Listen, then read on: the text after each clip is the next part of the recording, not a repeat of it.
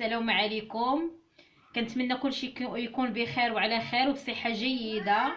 ان شاء الله اليوم كيف ما وعدتكم جيت نقدم لكم وصفه جديده ان شاء الله ديال السعال او كما كنقولوا حنايا الكحه، او السعال الحاد. هاد الوصفه راه زوينه، كنتمنى ان شاء الله كل واحد فينا يستعملها. وهاد الوصفه ماشي كتخص غير الناس الكبار، كتخص الناس الكبار وحتى الوليدات الصغار اللي ما كيقدروش ياكلوا الدواء.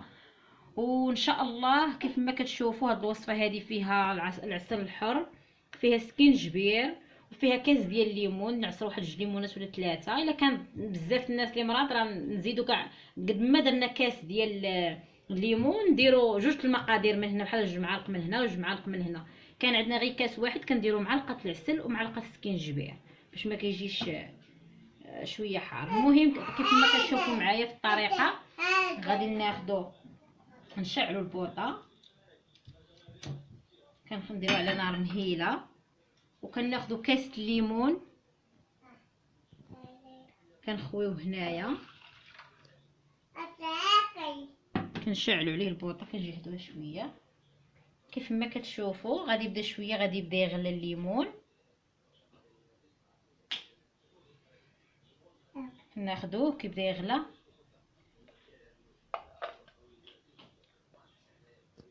كيف ما كتشوفوا معايا هانتوما ها هو الليمون بدا كيغلى.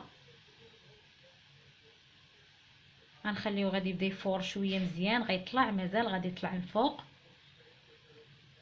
هاد الوصفه راه زوينه بزاف، كنتمنىكم ان شاء الله تستعملوها، غتستافدوا منها بزاف وفعاله.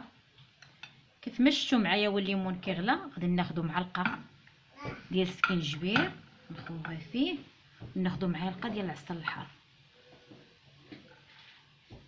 هكا، ونبداو نخلطوا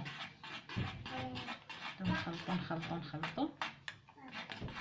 الا شفتوا هذاك السكينجبير تكور لينا نديروا ليه هكا مع الكاسرول صافي غادي يذوب.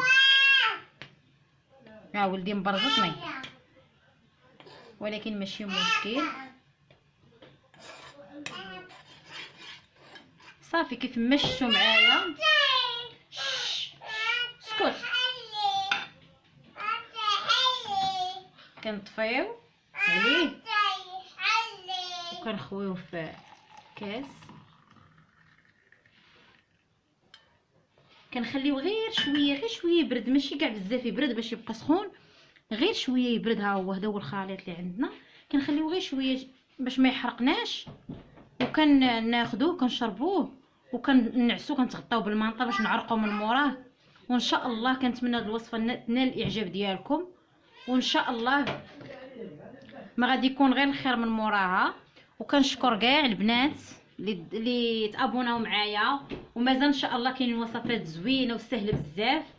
وكنشكركم كلكم بنات صحاباتي، كنشكركم على التعاون معكم ديالكم معايا.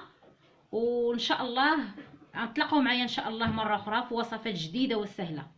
والسلام عليكم.